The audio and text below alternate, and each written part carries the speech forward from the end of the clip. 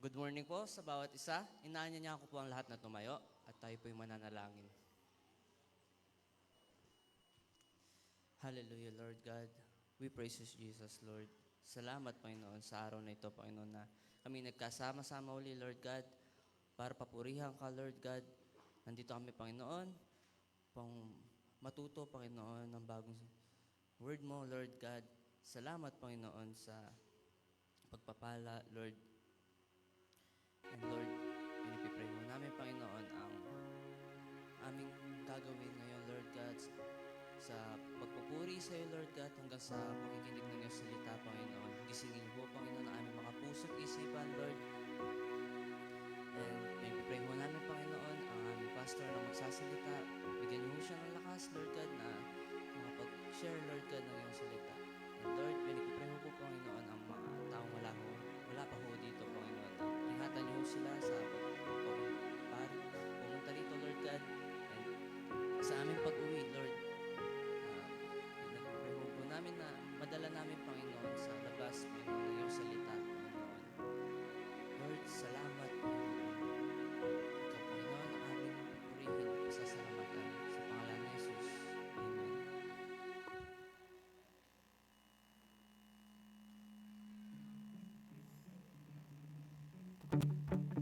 Amen.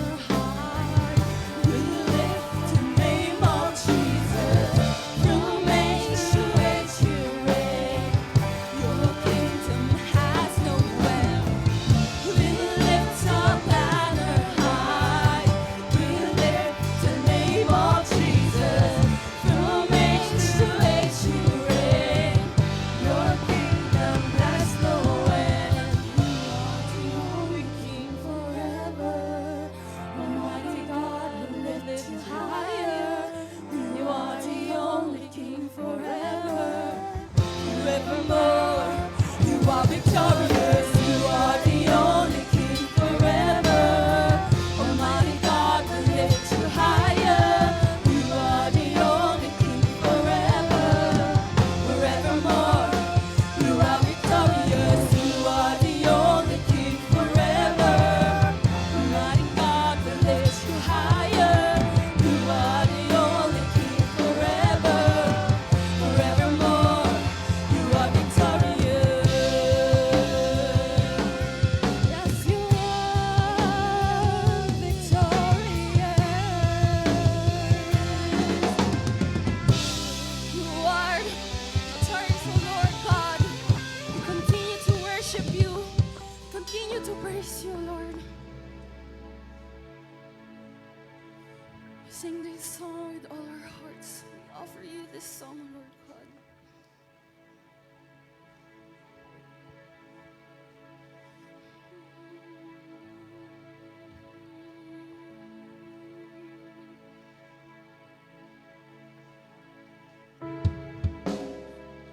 Fortune lies beyond the stars, dazzling heights too vast to climb. I got so high to fall so far, but I found heaven as lost right now. My heart beating, my soul beating. I found my life when I laid it down. Upward falling, spirit soaring. I touched the sky when my knees hit the ground.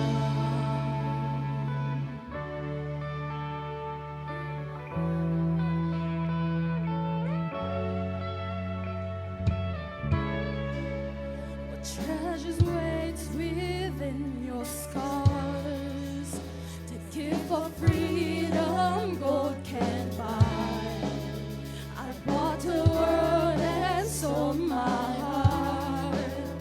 You traded heaven to have me again. My heart beating, my soul breathing. I found my life when I laid it down. Upward falling, spirit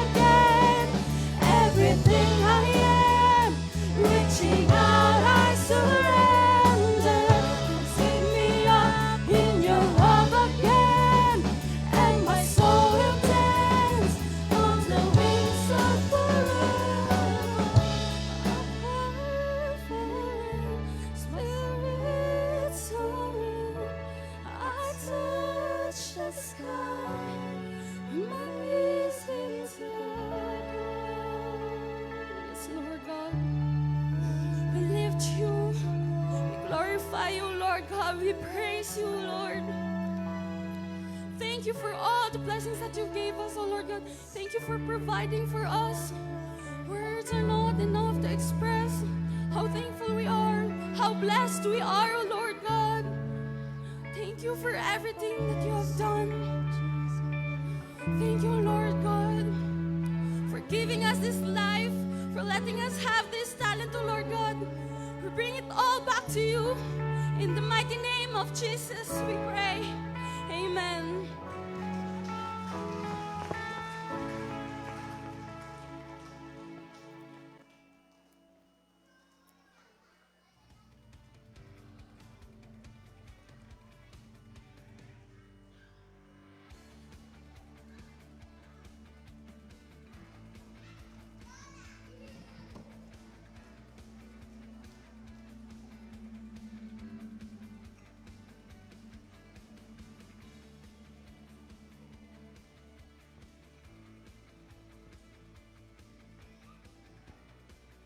Again, blessed morning po sa bawat isa.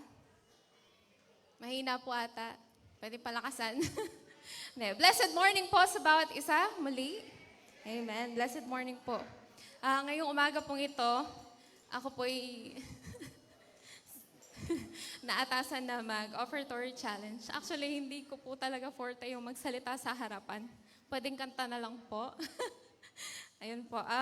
Sa umaga pong ito, magpapasalamat po ako sa Panginoon dahil sa binigay niyang pagkakataon. Privilege po na makatayo dito sa harap at mag-offertory po challenge sa inyo pong lahat. Alam ko po lahat po tayo ay higit pa sa akin. Meron pa ditong mas na tumayo dito sa harapan ngayon. Please bear with my emotion po. Ganyan po talaga yung mata ko.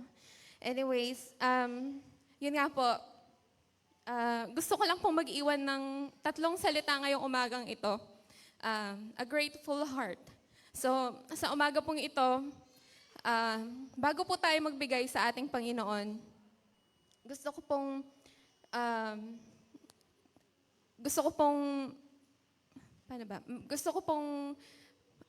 maiwan yung mga salitang a grateful heart para alam na natin yun eh. Pag po nagbibigay tayo,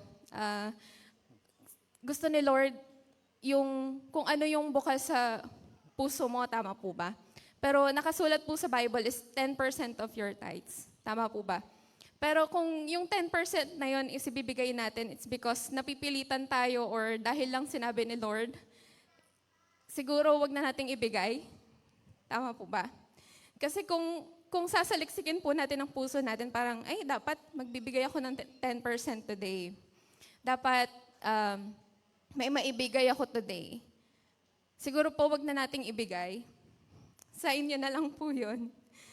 Pero, ini-encourage ko pa rin pong bawat isa na magbigay. Bakit po? Kasi alam ko po, napakahirap po, lalo na sa panahon ngayon na iabot yung makakaya natin. Pero bakit po napakahirap? Ako po, sa totoo lang po, minsan, nararanasan ko po yun. Yung parang, may mga times na, syempre nangangailangan tayo, hindi sa lahat ng oras, di ba? Pero bakit mas kailangan pa natin magbigay ng sapat-sapat sa Panginoon sa mga times na mas nangangailangan tayo? Amen po ba? Si Lord po ang nagbibigay, ang source ng binibigay niya sa atin. Kaya sa umaga pong ito, nais ko po na i-share sa inyo na yung ibig sabihin ng a grateful heart sa ating Panginoon. Nais ko pong mag-share ng verse.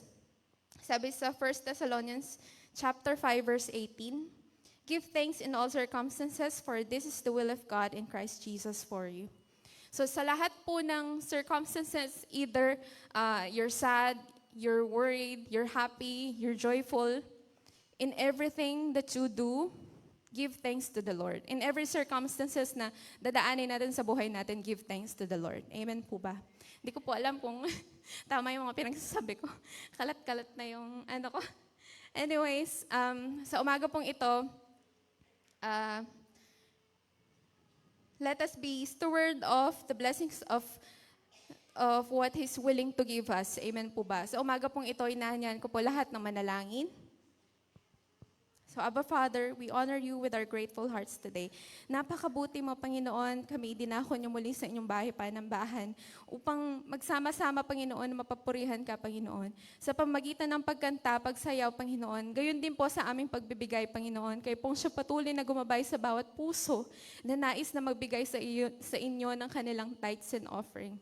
Bless their hearts, Lord God. Bless their finances. Bless their house, their homes, their hearts, Panginoon. Na kayong siyang patuloy na maging Jehovah Jireh sa kanilang buhay, ang kanilang provider, Lord Jesus. Maraming salamat po. Gamitin niyo po ang mga finances na ito sa pag-advance ng inyong kingdom, Lord Jesus. And we pray, Panginoon, na saliksikin mo po ang puso ng bawat isa na we will have a grateful heart when giving these tithes and offerings to you, Lord Jesus. We ask this in the mighty name of Jesus, we pray. Amen.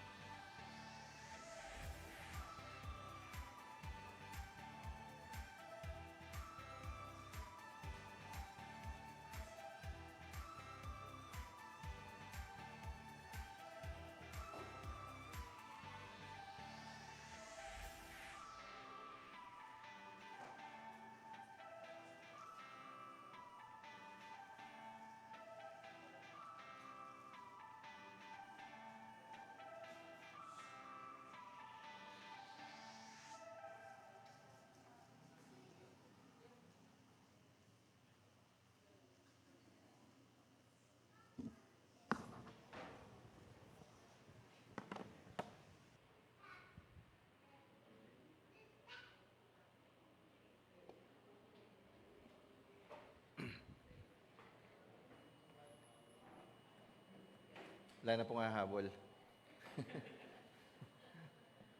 Amen. Magandang umaga po sa bawat isa. Napakabuti po ng Diyos, ano? In spite of all the things that is happening to our life, ang daming mga pagsubok sa buhay, pero nandito pa rin tayo at sumasamba sa Kanya. Amen? Sino pong maraming pasalamat sa linggong ito? Ako po maraming pasalamat sa linggong ito, ano? Bagamat may pinagdadaanan kami, but God always show us His goodness. Ano? Up to the last minute na akala mo ay yung kasagutan ng dasal mo ay hindi darating. Even at the last milliseconds, God will going to answer your prayer on the right timing. Alam niyo po, I think it was Wednesday or I don't know when I text Pastor Romel, ang sabi ko sa kanya, Pas, kailan ang schedule mo? And wala akong sinabi sa kanya kung bakit tinatanong ko yung schedule niya. It's because I was so stressed and I don't know if I can share the message today. Yung stress na yon ay umabot ako doon sa bottom rock nung stress na yon. But somehow, nung pagbuklat ko nung ginagawa ko po kasing message ko, I was doing it for about 2 weeks already. I cannot finish it. Hindi ko siya matapos-tapos. But God impressed me one thing dun sa araw na yon. Anak, ang sabi niya, why do you mind this problem? And you are my child. I am bigger than that problem. At yung impression na yan, sabi ko, sige, Pas, okay na ako. And during the time when I was writing this message, sabi ko sa wife ko, I was able to finish it in about 45 minutes. Kasi po, ang pag-aaralan po natin ngayon ay, alam nyo, nakatapos na po tayo ng Malakay, natapos na tayo sa Ephesians. And ngayon po ay papasok papasok tayo sa Gospel, which is the Gospel of Matthew. Ito yung kauna-unahang book after the 400 years ng Malakay, ito sa Matthew.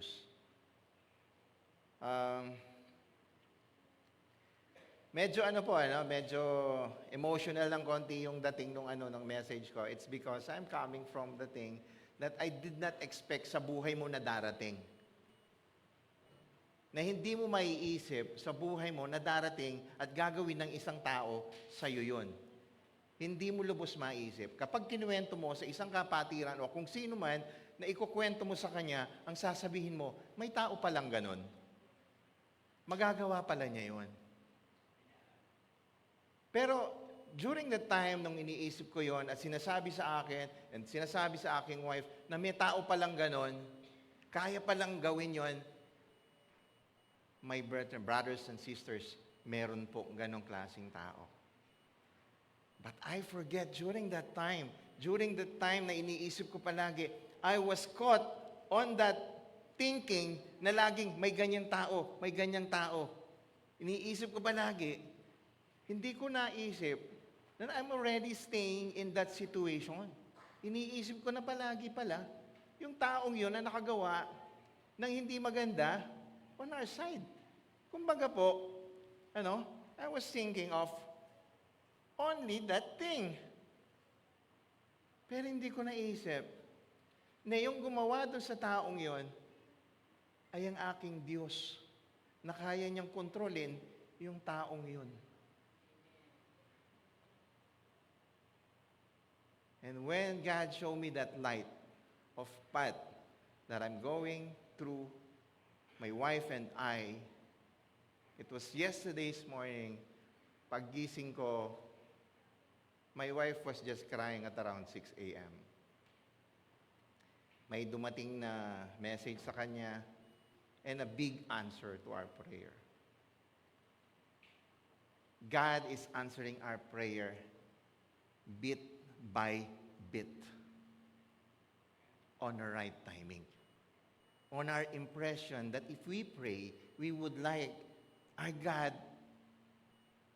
our prayer to be answered in a snap. Yun ang lagi nating nasa isip.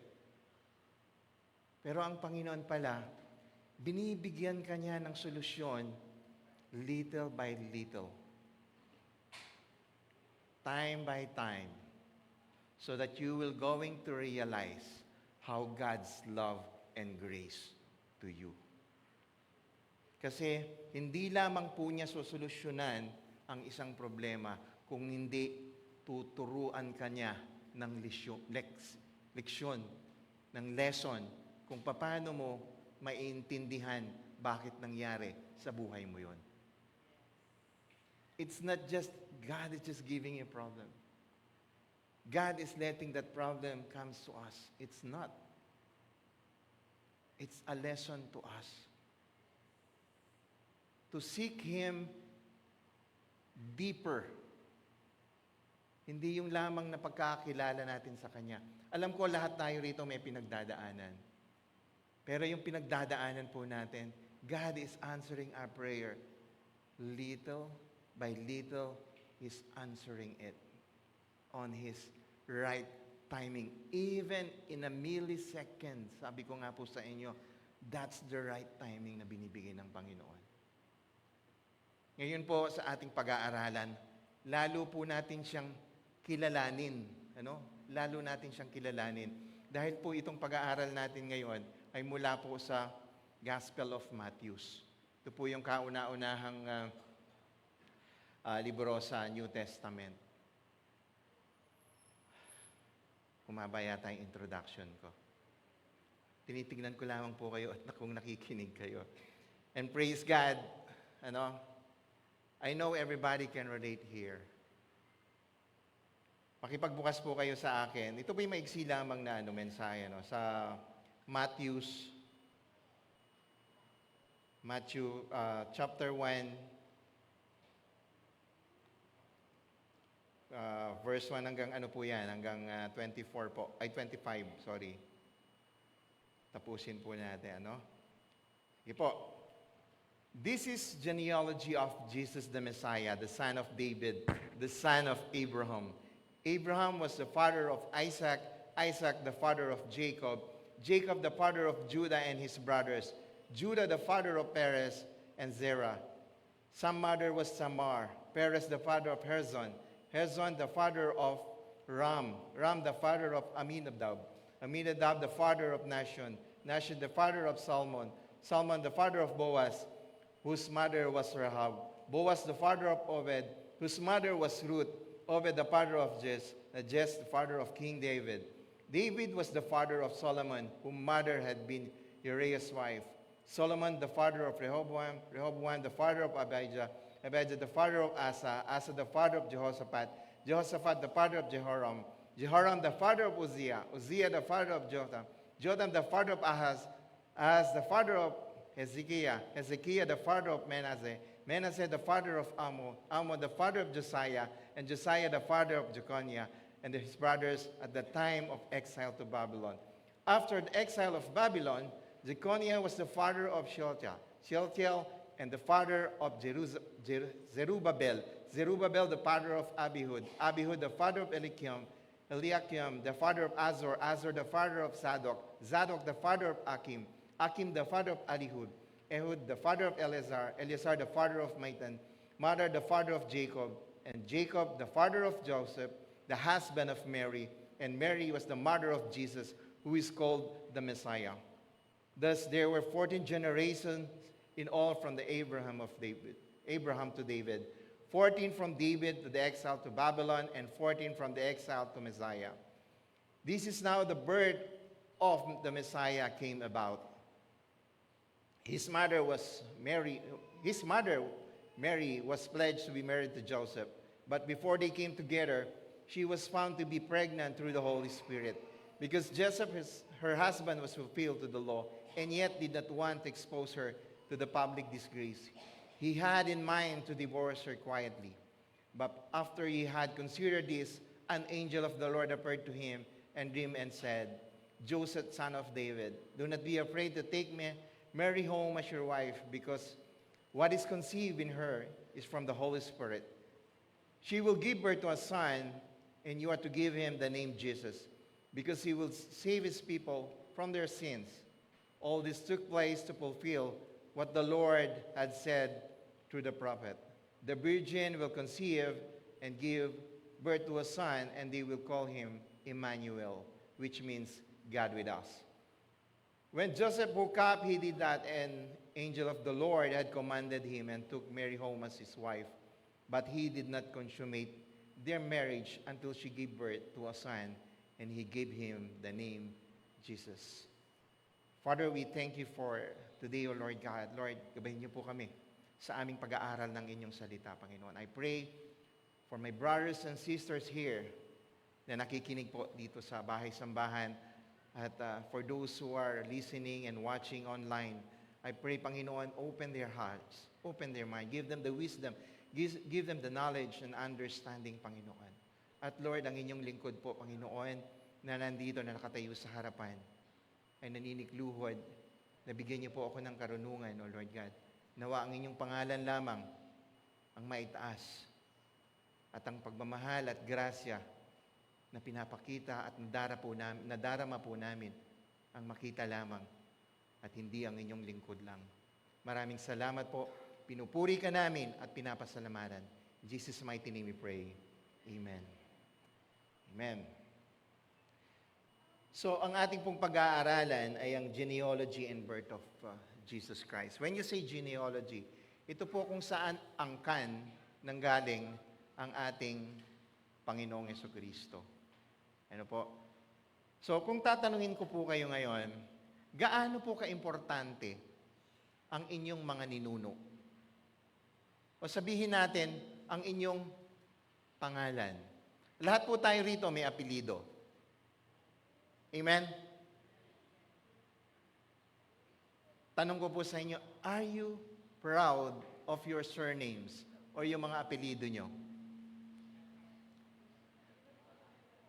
Proud ba kayo? Kahit ang pangalan nyo ay medyo hindi kabanguhan? Halimbawa po, ang pangalan nyo ay Melesio Mapa Jr. Ayan. Proud pa rin ba kayo? Ano po? Yun po yung pangalan ng anak ko kung hindi nyo alam. Alam niyo po, yung apelyido na dinadala natin at kung minsan ay nanggagaling dun sa pangalan natin, like for instance, the junior or the apix, ano? O yung apelyido mo, dun mo natitrace kung saan galing ang ka. Amen? Kung minsan po, sasabihin sa inyo at nalaman ng apelyido nyo sa isang bayan, like for instance po, sa aming bayan, ako po ay tubong San Luis, Pampanga. Alam niyo po kung saan ang San Luis, Pampanga? Alam niyo po yon? Saan po ang San Luis? Doon banda.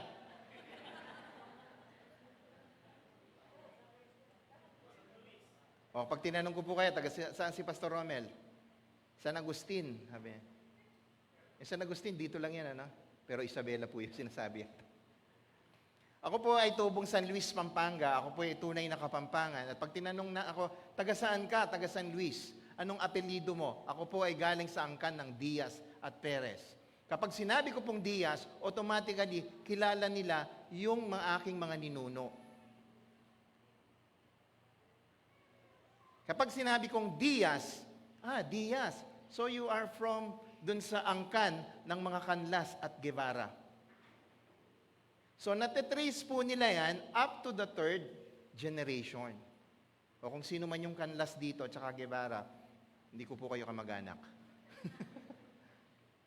Ito pong pag-aaralan natin ngayon, which is the neology, makikita po natin how important, kung saan nanggaling yung, kasi po kapag ang isang pamilya ay may pinanggagalingang mga ninuno. Amen?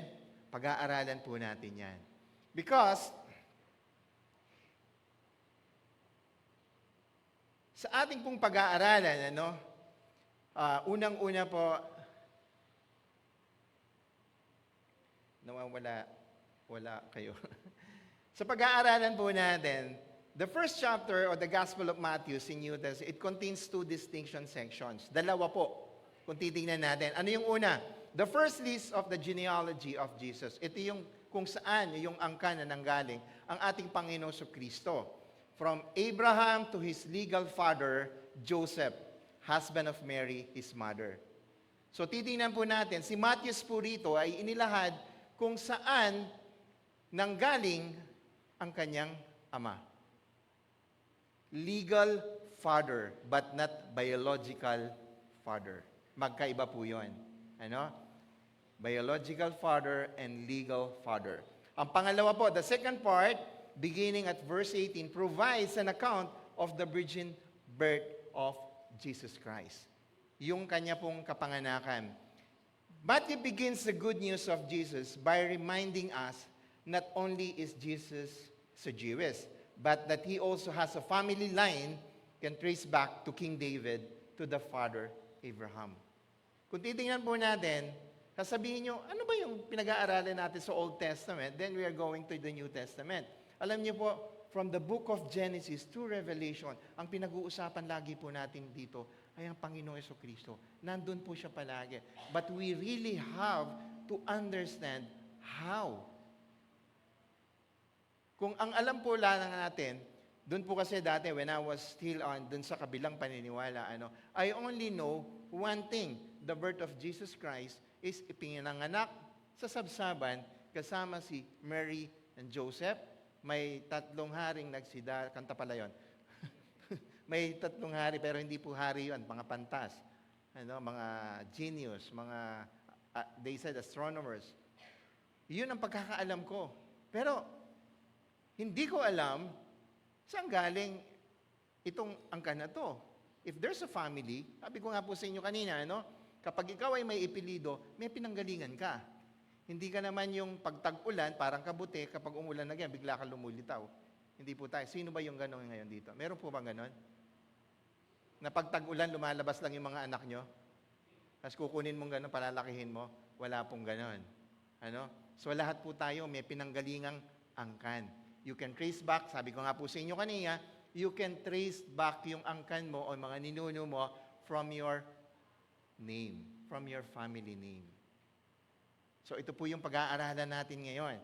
Kaya po, Matthew wants to show us, the readers, that Jesus is the fulfillment of God's promise to send Messiah who will bless all nations.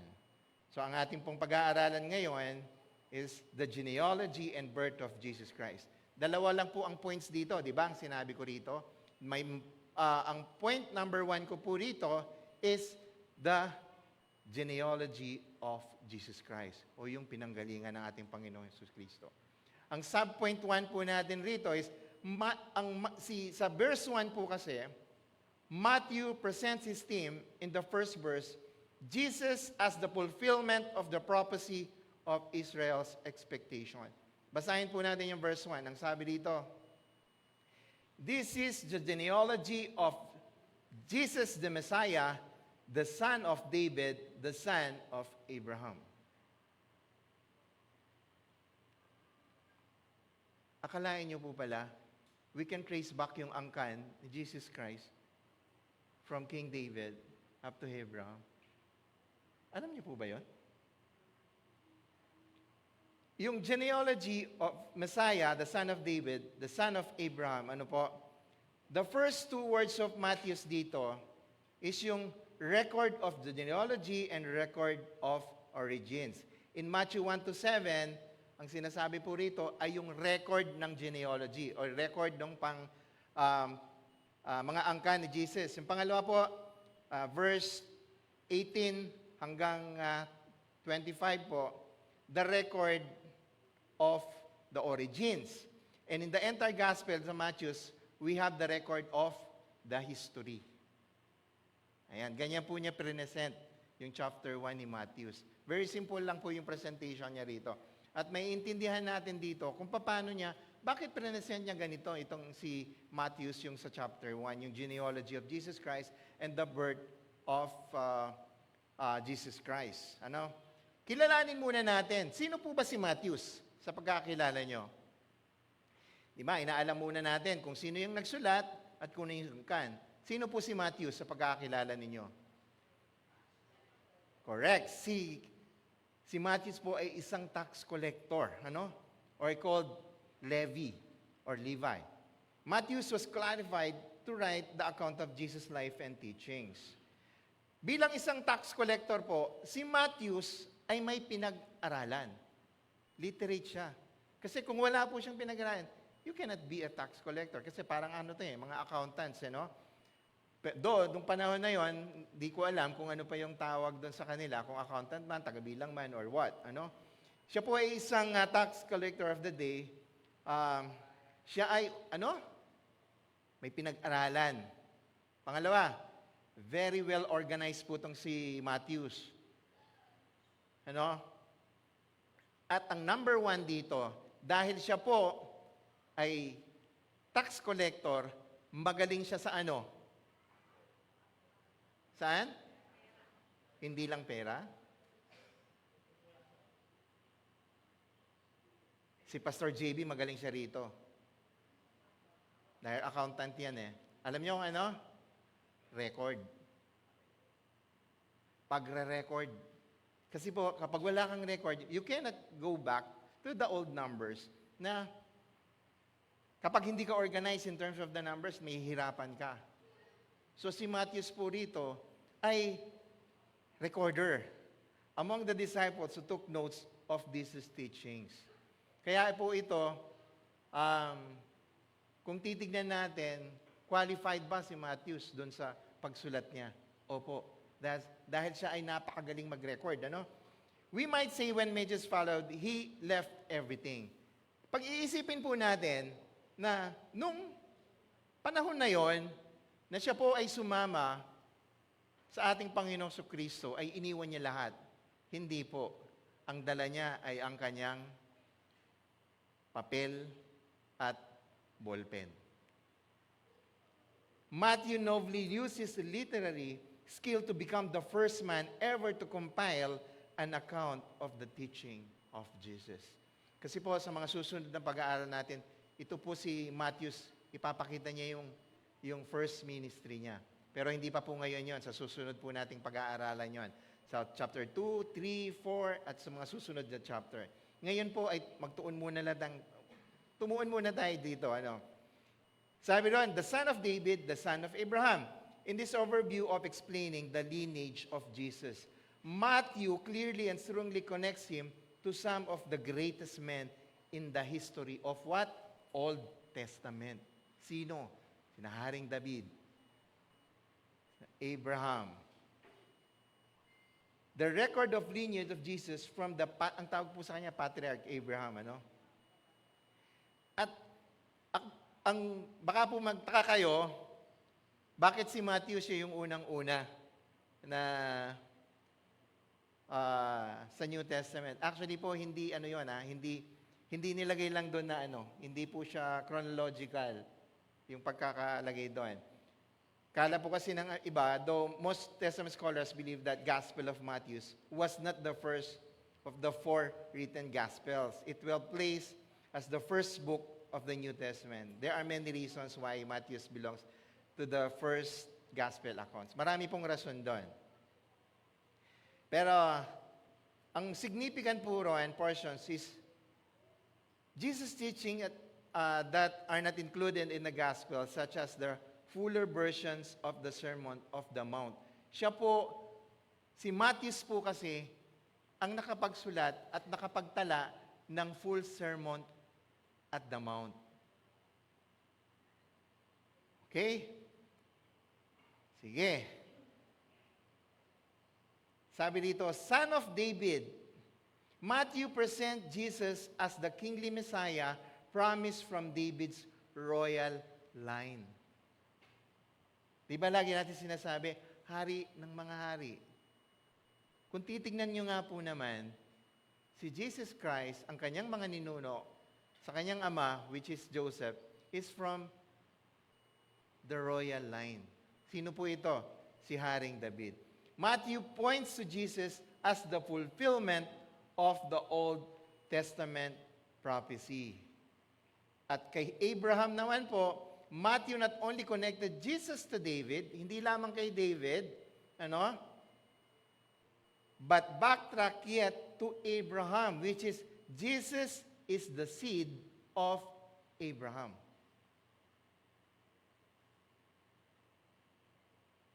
So, dito pa lang po tayo sa verse 1. Sa verse 2 to 16 po, dito na po in-explain yung mga angkan. Nakita niyo po yung binasa natin kanina? Ilang generation po yung sinabi ko? Ilan po? 14 lang po ba? 14 lang ba? Sinong nagsabi pong 14? Sino magsasabing more than 14? Sinong hindi nakikinig? Walang nagtaas ng kamay. Sino ba nagsasabing 14? Basahin ko po uli, Tingnan natin. Sabi niya,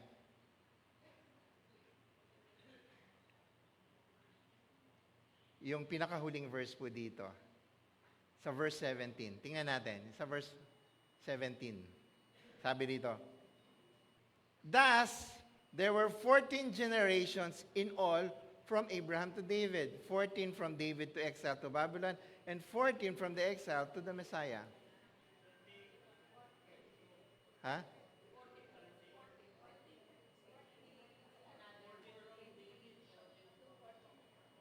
Actually, it's not just 14.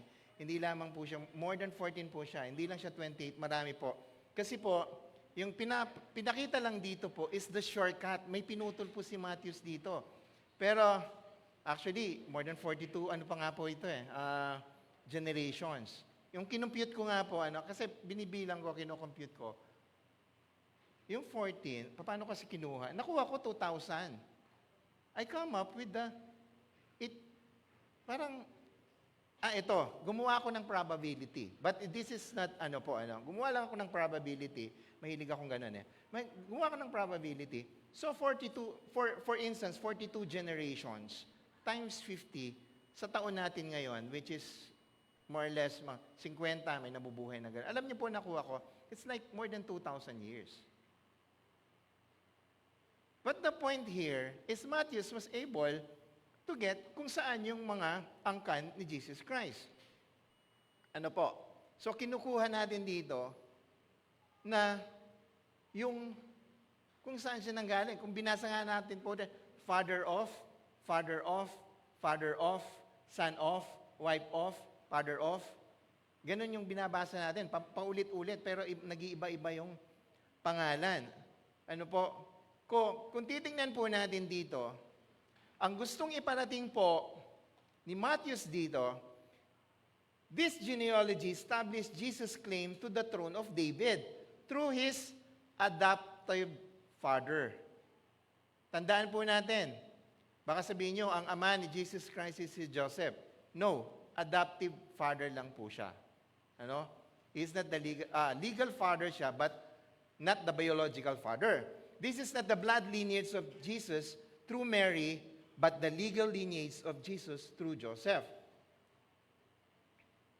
Matthew wanted to make it clear that Joseph was not the father of Jesus, rather than he was the husband of Mary. Balikan ko po yung 16. Kung tingnan niyo po yung verse 16. Ano yung nakasabi dyan sa verse 16?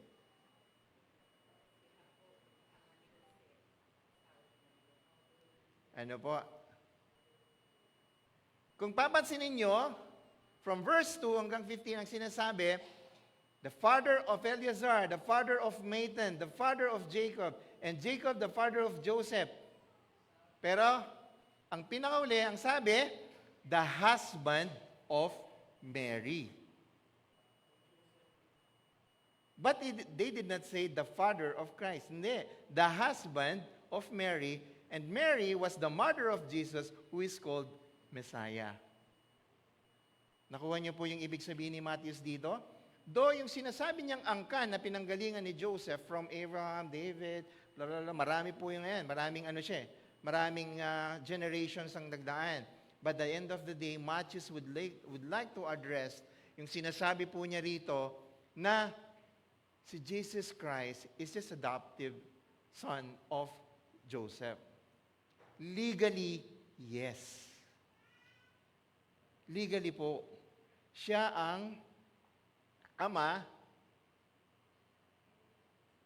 ni Jesus Christ. Kaya po, dun sa point natin, sabi ko, Jesus genealogy through Joseph.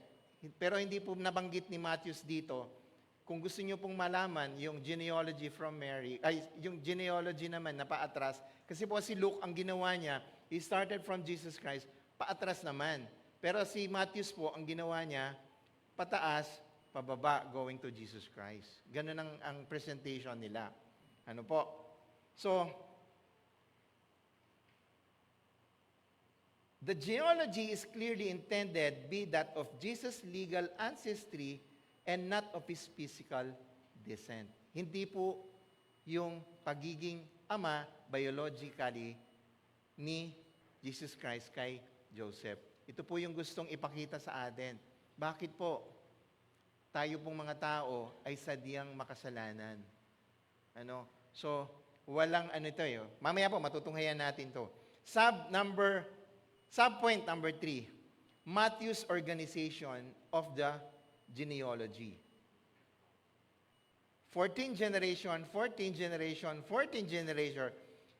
Dito po, Matthew made it clear, this genealogy is not complete. Hindi po kompleto dito. There were actually 14 generations between the points indicated. But Matthew edited the list to make it easy to remember and memorize. para lang po madali siyang i-memorize. Pero kung tutungayan po natin, yung mga 14 generation, ang haba po nun. Mahaba. Ano? Kung titingnan nga po natin, yung 400 years from Malachi to Matthew, ang haba na nun. That's already 400 years. Dito po, bigyan ko lang po kayo ng example. Ano? Bakit? Paano siya naputol? Paano natin mapapatunayan na ito ay hindi lang nagtuloy-tuloy. Ito'y may putol. Kagaya po ng Matthew 1:18. Joram begot Uzziah. This was Uzziah's king of Judah, who was struck in leprosy for daring to enter the temple of the priest to offer incense. Uzziah was not the immediate son of Joram. Hindi po siya yung immediate son ni Joram. There were 3 kings between them. Ito nga po, tatlo na yung naputol dito. Ano? Uzziah was Ahaziah, Joas, and Amaziah. Pasensya na po kayo, medyo mahirap yung mga pangalan. Ano? Alam ko po, medyo mahihirapan kayong tumanda dun sa mga pinag-aaralan natin ngayon. Ang pinag-aaralan po natin muna ngayon, kagaya nga po ng sinasabi ko, is yung angkan muna. Medyo mahirap nga po. So, during that time, at sa Middle East po kasi talaga mahirap yung mga pangalan.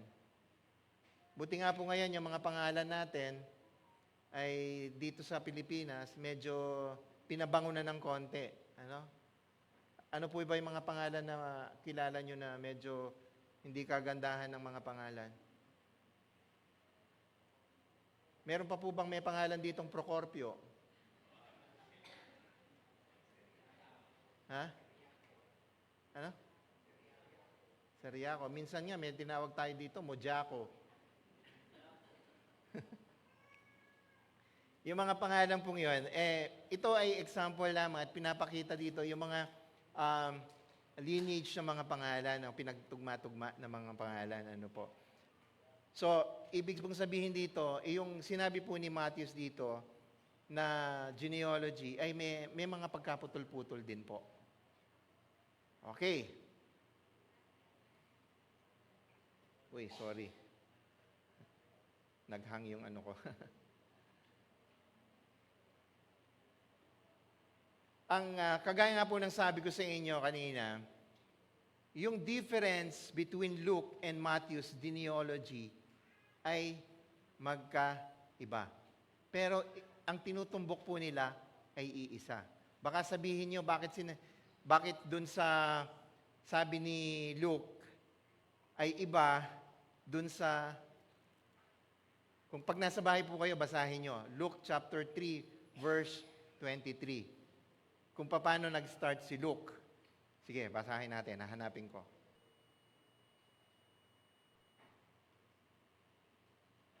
Ayun. Sa Luke 3:23. Now Jesus himself began his ministry to about 33 years of age, being, as was supposed, the son of Joseph, the son of Heli, the son of Matthat, the son of Levi. Tingnan nyo, paatras yun naman yung sa kanya kay Luke. Si Matthew po ay from the top, kung saan yung ninuno, nakakabulol. Ano po? So, ganun yung presentation nila. Baka magulat kayo bakit si Luke at saka si Matthew ay magkaiba. Pero they're talking about the same genealogy. Ano po? Nakuha nyo na po? Sana, nasa ano pa lang po tayo? Sa chapter 1, verse 1 to 16.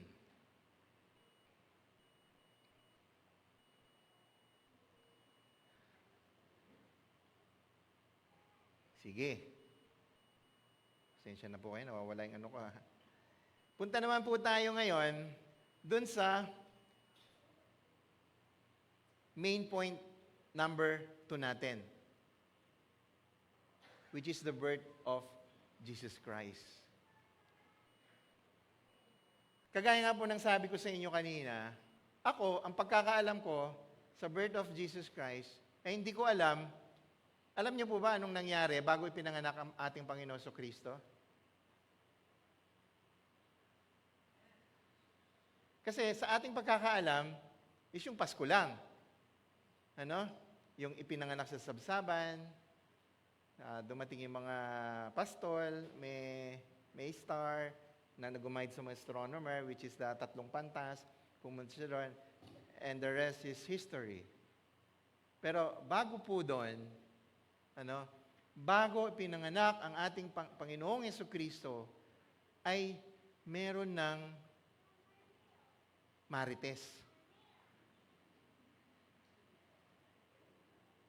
Meron ng kaguluhan na nangyari bago po doon. Ayun, kagaya po noon. May kaguluhan. May kaguluhan pong nangyari bago itong ipinanganak ang ating Panginoong Jesucristo. At tingnan po natin dito, bakit isinalaysay dito at ipinakita ni Matthews at hindi niya sinabi the birth of Christ which is in Sabsaban lang. Hindi. Pumunta po siya doon sa unang phase. Ano yung unang phase na yon? Siyempre, bago ka manganak, ay, walang nanay. Bago ka manganak, anong mangyayari muna sa'yo? Mabubuntis ka muna bago ka mag-labor. Labor kayo gagad. Teka. Excited kayo eh. Huwag muna. Buntis muna kayo. So, ang phase 1 po niyan, bago ka manganak, merong pagbubuntis, which is the 9 months. And 9 months prior to that, meron din yung pang-conceive ng bata. No? So, ayun po ang tinignan at pinakita ni Matthews dito. Yung pagko-conceive. Dito na pinakita, dito natin matutunghayan kung sino at ano ang ginanap ni Joseph at ni Mary. Handa na po ba kayo? Ituloy na lang natin sa susunod na linggo. Ayan po yung tutunghayan natin ngayon. So verse 18, ang subpoint po rito, Mary, while engaged to Joseph, is found to be with a child as a result of a miraculous conception by the Holy Spirit. Sige nga, basahin natin yung verse 18. This is how the birth of Jesus, the Messiah, came about. His mother, Mary, was pledged to be married to Joseph, but before they came together, she was found to be pregnant through the Holy Spirit.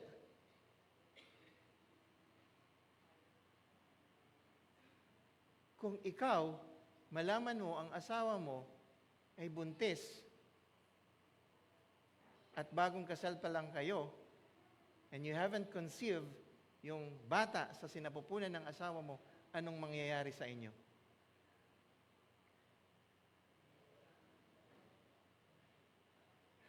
Hiwalay. Ang puti sa dekolor, sabi nga ni Brother Bob. Di po ba? Yun pa lang, malaman mo ang isang, dito po sa panahon natin ngayon, bagong kasal, pero bagong kasal, ikakasal pa lang, pag nakita mo yung kinakasal buntis, may nasasabi na kayo, di ba? Nauna yung honeymoon kesa sa altar. Aminin man natin at hindi, pinag-uusapan natin yung kakasal. So, nung panahon pong ito, nabuntis si Mary.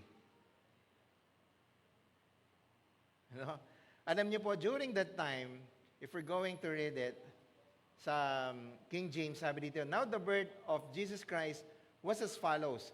After his mother Mary was betrothed to Joseph, before they came together, she was found with a child of the Holy Spirit.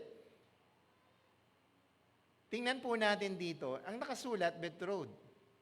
May tatlong stage po kasi, during that time, nung panahon ni Mary and Joseph, may tatlong stage. Kagaya po sa atin ngayon, courtship, tapos engagement, tapos marriage. Pero sa atin ngayon, merong shortcut. Conceive, engagement, marriage. Baligtad yung nangyayari, which is nakakalungkot po sa panahon natin ngayon. So, nung panahon po, explain ko sa inyo ano yung tatlong stage yun. Meron silang tawag na engagement. Ano itong engagement na to?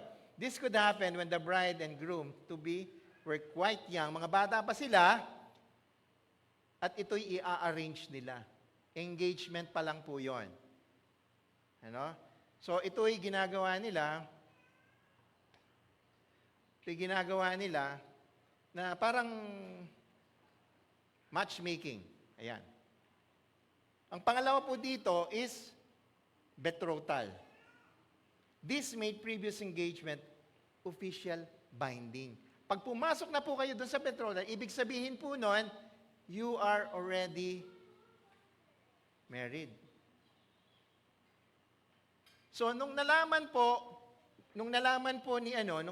ni Joseph na buntis si Mary, they were in what stage? It's not anymore in the engagement. They are already in the betrothal.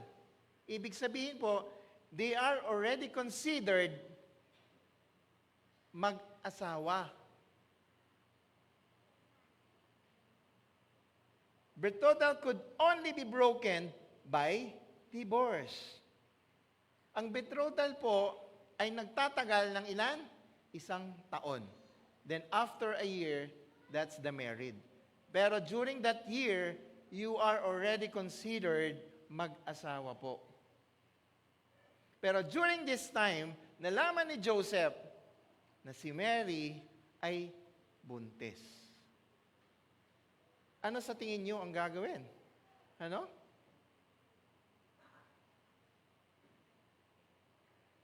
May kailangan po tayong i-consider dito. We should consider what great trial was for a godly young woman like Mary and Joseph, her betrothed.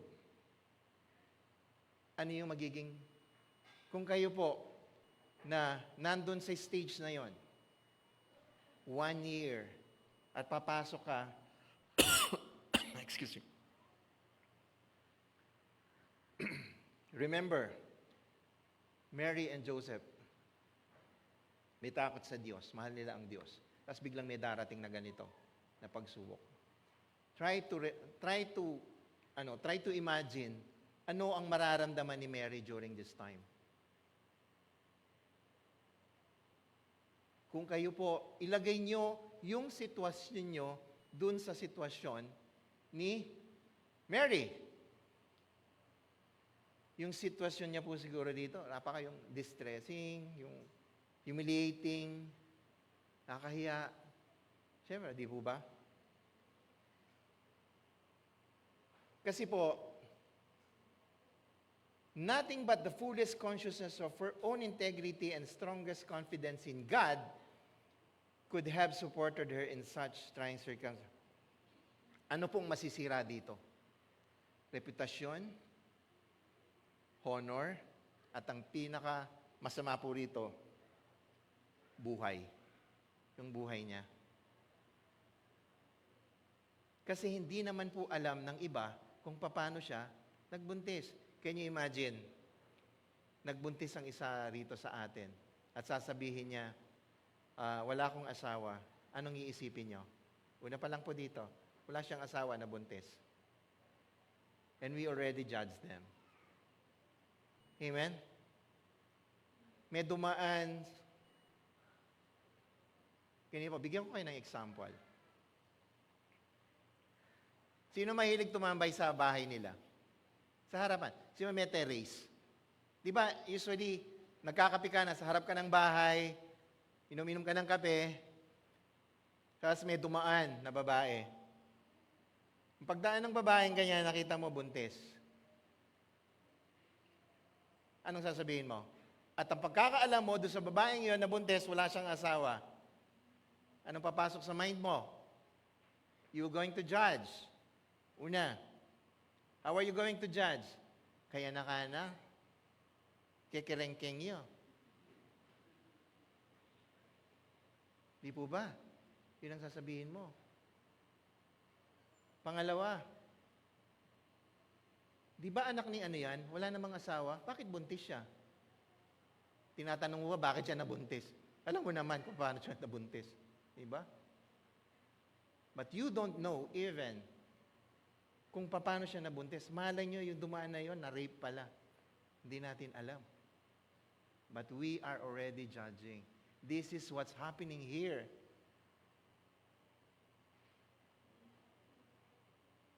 Sasabihin ko sa inyo paano na-judge kanina, ano? Ito naman, the truth of supernatural conception of Jesus Christ is believed by many then. Marami pa rin po sa panahon natin ngayon na hindi naniniwala that Mary is conceived by the Holy Spirit. Marami pa po. Marami pa po sa atin. Unlike for us, the believers. Naniniwala tayo doon. That's why we are called believers. Pero hanggang ngayon po, not just during that time, but until now. Pag may nakikita nga po kayo sa mga social medias, ano? Sabihin niya, sige, patunayan mo sa akin 100% paano nabuhay si Jesus Christ. Patunayan mo sa akin 100% na si Jesus Christ ipinanganak ni Maria ng virgin birth. Bayan ng mga tanong na philosophical questions na tinatanong palagi sa mga social media, na tinatanong ng mga tao sa mga Kristiyano. Humihingi sila ng proof.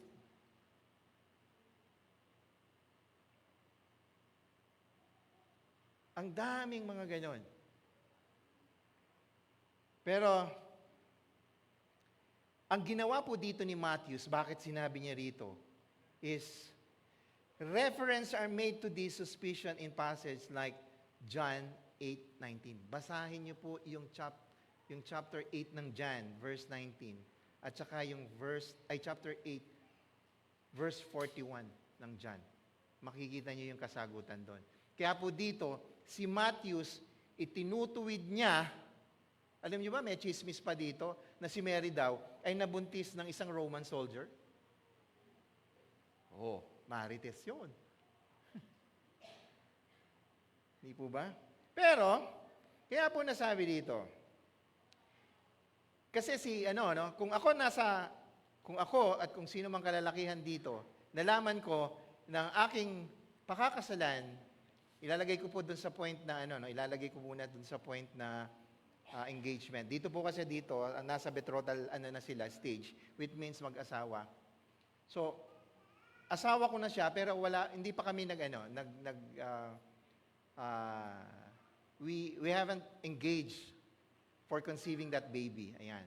Kung ganyan ko siya explain.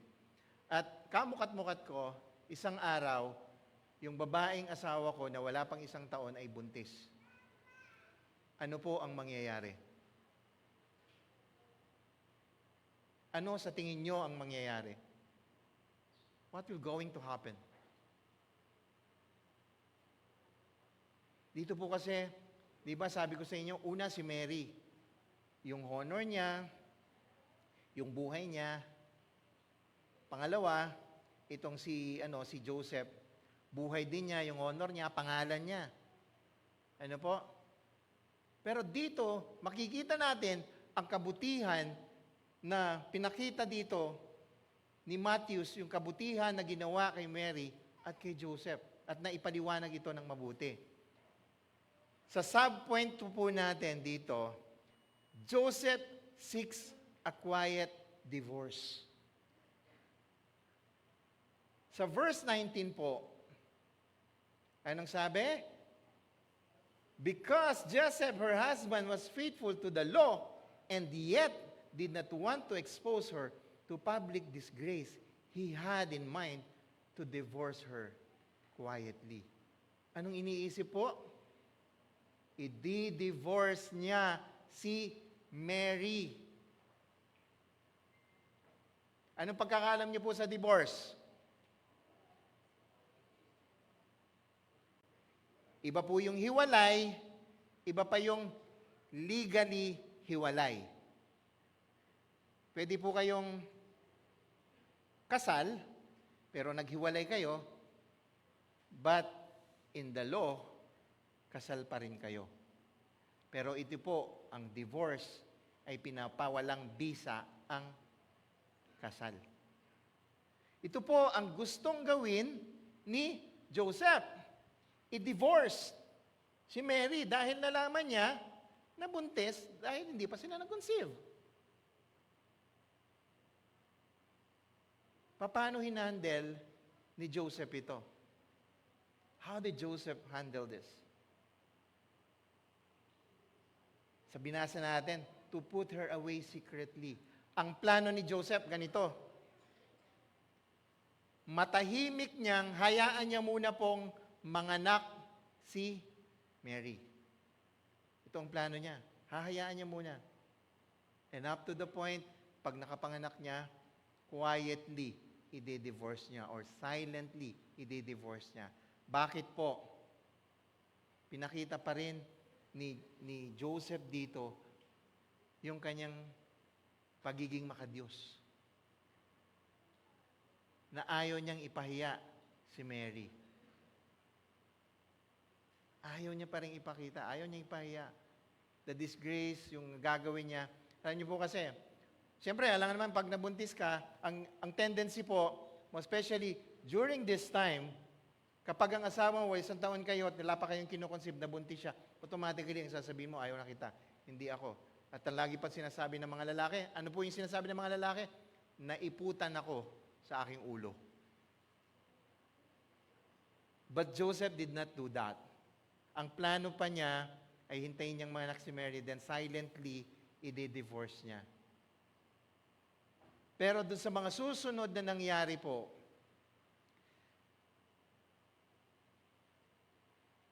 ay iba. Ano ang ginawa niya? When he have to do a severe thing, let us not choose the tenderest matter, may we shall not have to do it at all. Alam niyo po kaninang introduction ko, sinabi ko sa inyo, may pinagdaanan kami. While doing this message, may inimpress ang Panginoon na pinababasa niya. Nabasa kong bigla. Kasi pong sabi ko, kina Sister Jen, at doon sa isang head pharmacist namin, tinext ko lang. Sabi ko, if you are talking sa mga taong ayaw nyo at makakausap nyo, this, huwag kang magalit. Kahit pikon na pikon ka na, ang gawin mo, show kindness and humbleness. Yun ang sinabi ko po. Tinext ko doon sa head pharmacist namin. Nagsumbong sa asawa ko. Ang sabi niya, Ma'am Jen, hindi ko po kaya ang pinapagawa ni Sir Ferjim. Kasi galit na siya, ayaw niyang ipakita yung kind and humbleness. Nung naghaharap po kami, ganun din ang ginagawa ko. I show kindness, humbleness. Kahit ako yung boss, kahit akong may-ari, I still show humbleness. Kasi ang sabi ng lawyer, hindi, pakita mo matapang ka. Para hindi sila matakot. Ay, para matakot sila. Pakita mo ganyan, matigas ka. Pero ini-impress ng Panginoon sa akin, kindness, humbleness. Kausapin mo kahit na galit na galit ka na. And I remember our lessons of Sunday school last Sunday. Si Sister Susan, si Teacher Susan was talking about kindness and humbleness. Ang tinanong niya sa inyo, if you remember, nasa likod ako, sino nasa inyo ang galit na galit sa'yo, pero ang sagot mo, kindness pa rin at humbleness? I remember that. Tinanong po ni Teacher Susan yan. Last Sunday, sa kanyang Sunday. Ako po, ganun ko hinarap yung mga tao. Kahit na nilulunok ko na kung gaano ako katapang pagdating sa meeting, ganun yung kababaan ng naloob na ipinakita ko. Kahit naawa ng aking asawa, kahit na sinisigawan, ikaw, ano? Yung mga ganong sagot na, pabalang na sa'yo, na alam mo hindi iba yung taong yon, na hindi ka na niya ginagalang at hindi ka na niya nirerespeto. Binabastos ka pa rin dun sa harapan na yon, but still,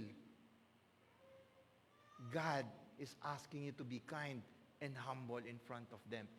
So, ganun din po ang ginawa ni Joseph dito. When we have to do severe things, let us choose to tenderest manner. Maybe we shall not have to do it at all. pinakita niya po rito. Yung humbleness pa rin. Yung kindness niya. Hindi siya, kung kayo po may kausap na ganun, pakita nyo bilang isang Kristiyano, yung kabaitan nyo. Yung kabaitan pong yan, kung hindi natural na lalabas sa inyo, magagalit ka. If the Holy Spirit is not with you, if you're only saying that you are a Christian, but if you are not practicing it, you are not a believer. You are not a Christian at all. I'll just give you a piece of nung sa story. Yung nagmumura sa akin, yung nambabastos sa akin, at kay Sister Jen at nagagalit sa akin, mind you, inaanak ko sa kasal.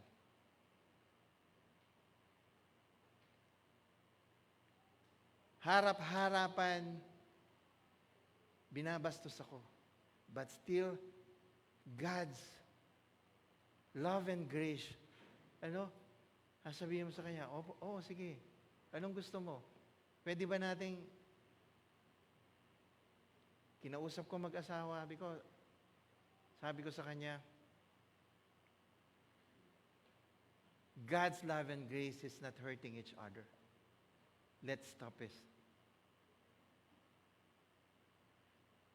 Parang andali, Parang andaling sabihin. It's easier said than done. Madaling sabihin, pero ang hirap gawin. Pero, pag yan ang binigay sa inyo ng Panginoong Kristo, our Lord would like you to experience that and practice that. And after a while na sinabi mo yan, wala yung unti-unti inaalis yung galit mo, yung inis mo. Sabi ko nga sa inyo And that's when God's come into your life. The answered prayer in millisecond during that time, sasagutin ka niya.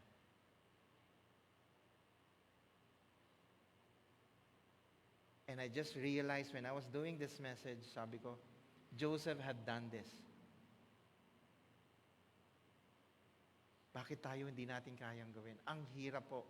Sa totoo lang, last Sunday I was here, yung patapos na yung message, I hit the bottom rock. Hindi ko natapos yung message, nahilo na ako sa sobrang kakaisip. Nagpa-uwi ako dahil nahihilo na ako sa sobrang isip ko. Pero hindi ko alam. Alam niyo po, kahit na kaming mga pastor na nagsasabi rito, nagsasalita, we're still human. Now, minsan darating doon sa pagkakataong ngayon. But the most important thing there is how are you going to stand up at makikita mo yung pagmamahal at grasya ng Panginoon sa iyo. That's the most important thing. Hindi yung nadapa ka, nakadapa ka na lang. At nandun sa problema, tinambayan mo na lang. Huwag mong tambayan. Sabi nga nila, dadaan din yan. Lilipas din yan. And you know, I ask a lot of prayers sa ating mga kapatid. I request a lot of prayers during the prayer meeting, kay Pastor Romel, kay Ninang Susan. Sabi ko, I need all your prayer. I would like you to intercede during the meeting. And it happens. Binigay po ng Panginoon ang kasagutan. At sinasabi ko sa inyo, kung ano man po yung kahirapan, kagaya ni Joseph na nangyayari dito, na dinaranas nyo ngayon, God will going to answer it. Walang mabigat. Sabihin niyo, mabigat. Tama, mabigat. Hanggang ngayon, iniisip ko, yes, hanggang ngayon iniisip ko, ano yan, buburahin na lang ba? No. It's still there. But you have to hold on to your faith. You have to hold on what God's love and grace to your life. Isipin mo, after the darkness, after the tunnel, there's a light.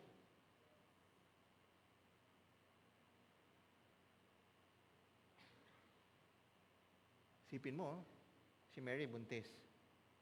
Paano po nangyari dito? Sa verse 20 and 21, an angel, sa subpoint 3 po na, an angel speaks to Joseph in a dream, convincing him not to divorce Mary. May isang anghel po dito. Basahin natin 20 and 21. But after he had considered this, an angel of the Lord appeared to him in a dream and said, Joseph, son of David, do not be afraid to take Mary home as your wife, because what is conceived in her is the Holy Spirit. She will give birth to a son, and you are give him the name of Jesus, because he will save his people for their sins. Nagkaroon po ng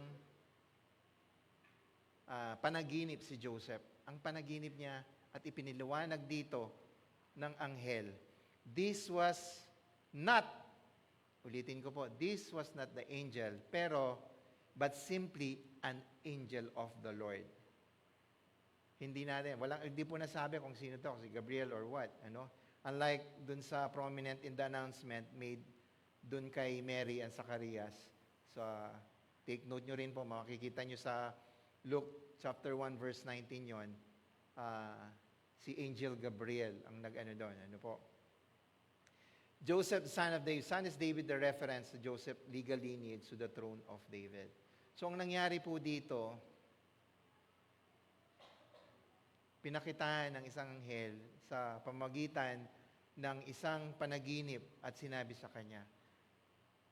So, ang ganda po, ano? Hindi na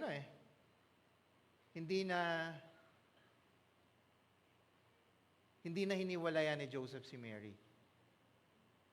Kasi dito pinakita yung righteousness ni Joseph. At sumunod talaga siya.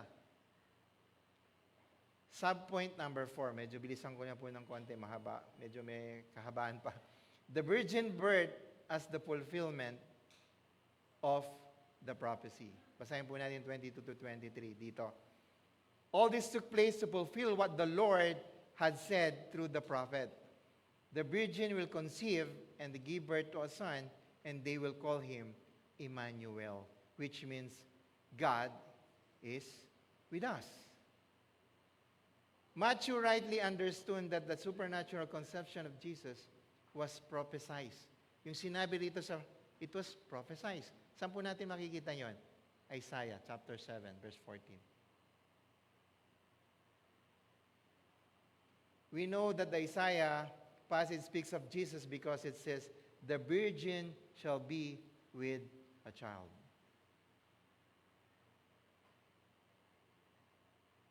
Ngayon, sabi doon, in what sense then is God is with us? Jesus is called Emmanuel. Nakita niyo yung pinakahuling verse, ang sabi doon, will be called, God is with us. Paano magyayari yun, God with us? God will be with us. Unang-una ba, God with us in His incarnation. God with us by the influence of His Holy Spirit. Saan po? Sa preaching of His Word in private prayer. Sa mga pagdarasal po natin. God is always with us. Kahit po doon sa kalagitnaan ng problema mo, God is with us. God with us through every action of our life that we begin, continue, end of His name. Kung ano man yung ginagawa mo. Ano yung pag nag-pray tayo? In Jesus' name. Never cease in praying. Huwag po kayong huminto. Alam niyo po, ang pagdarasal, hindi lamang po yung kapag huminto ka, lumuhod ka, nag-pray ka. No, even if you are doing anything, nagbabike ka, naglalakad ka, nakasakay ka ng jeep, you are praying. If you are thinking of God, you are talking to Him, that's already praying. Pag nag-bless po kayong mga bata sa aming mga matatanda, we are already praying to you. Why? We said, God blessed you.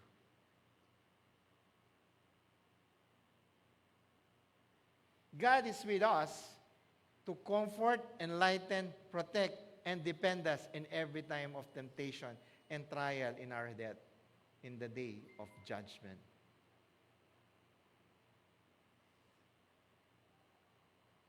Kaya nga po, God is with us. Sub-point number 5, at dito po ako magtatapos. 24 to 25, when Joseph woke up, he did what the angel of the Lord had commanded him and took Mary home as his wife. But he did not consummate their marriage until she gave birth to a son and gave him the name Jesus. Joseph's obedience is notable. He did not doubt nor waver. He instantly understood the truth and importance of the angelic message that he came into his dream. Nung sinabi ng anghel sa kanya, yung mensaheng yon sa kanyang panaginip, hindi siya nagdalawang isip, hindi siya nag-doubt that the angel that God sent is really from heaven. Hindi po siya nag-doubt doon. Why? Because his heart is open.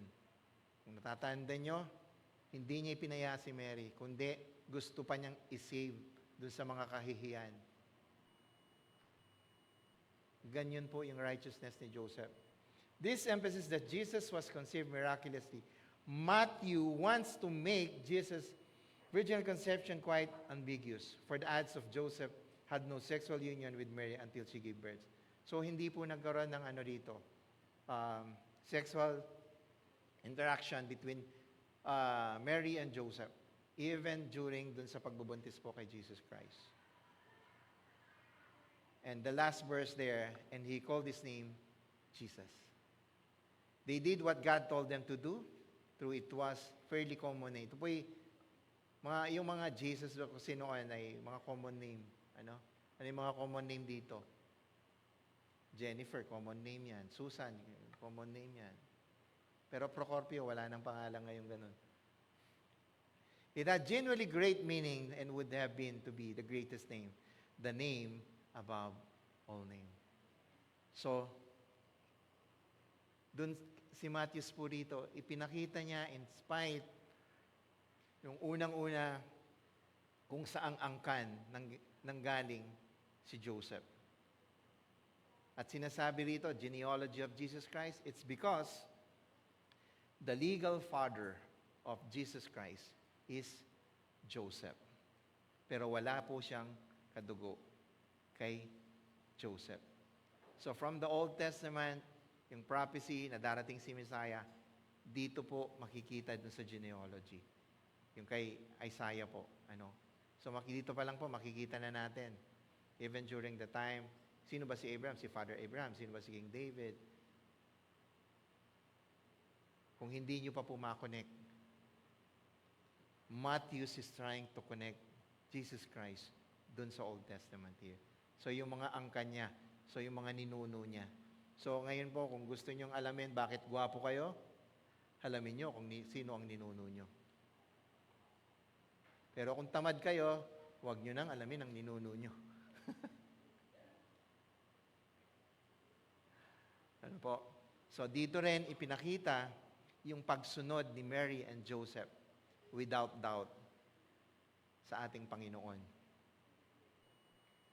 Sa ating pong buhay, na kagaya nito, na dumating kina Joseph and Mary sa ating mga buhay.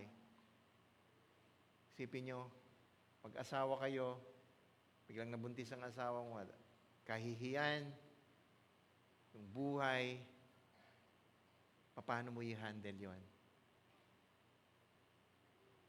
God will going to answer it.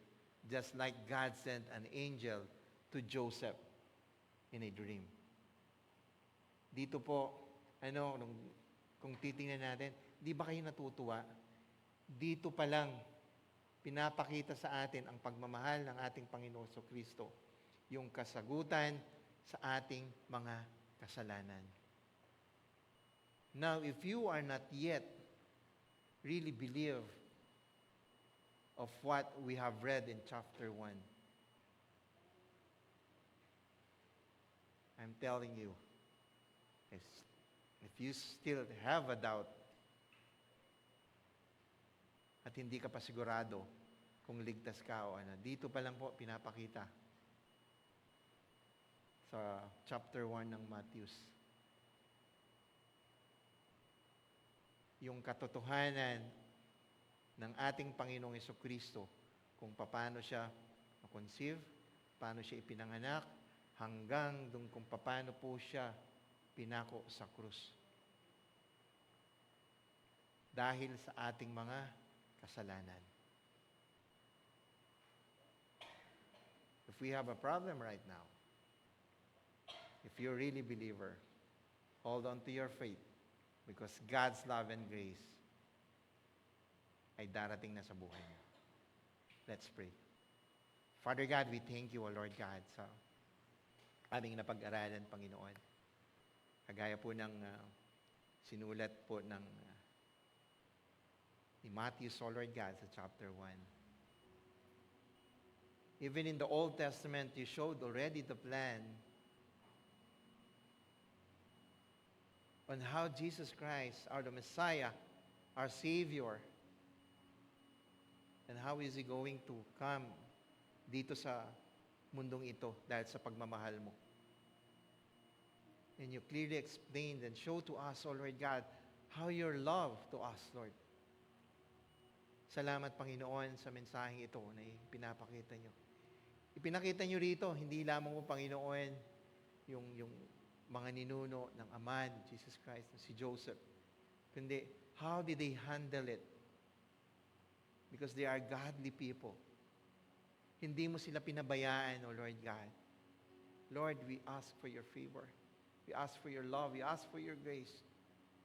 Huwag mo po kaming pababayaan, Panginoon. Kagaya ng paglingap mo kay Mary and Joseph, Lord. Salamat, Panginoon, dahil your timing is the right timing, O Lord God, in answering our prayer.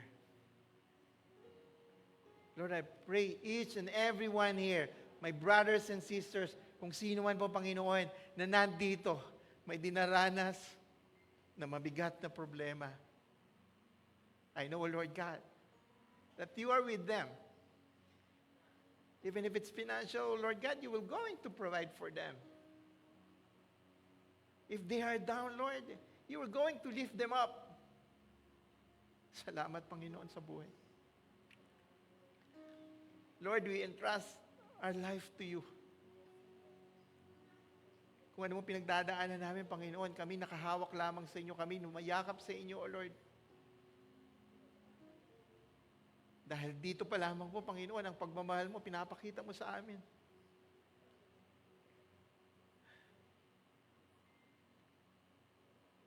Marami kaming mga kapatid dito na ginagamit mo